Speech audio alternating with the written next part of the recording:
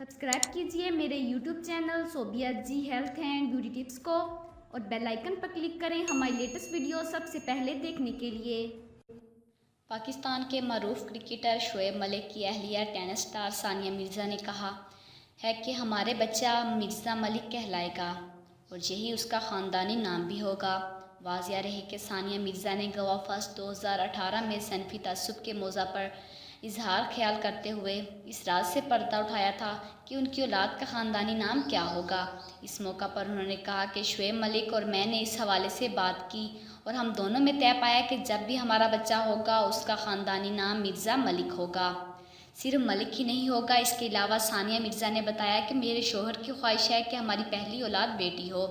इस मौका पर सानिया मिर्ज़ा ने सनफी इम्तियाज़ के अपने तजर्बे से भी शिरका को आगाह किया और बताया कि हम 2 बहनें हैं, कभी ख्वाहिश नहीं रही कि हमारा एक भाई भी हो।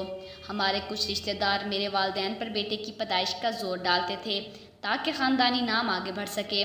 सानिया मिर्ज़ा ने कहा कि इस तरह की बात करने वाले अंकल और आंटी से मेरा झगड़ा रहता था। वो क्यों मेरे वालिद को कहते थे कि उनके यहाँ बेटा होना चाहिए।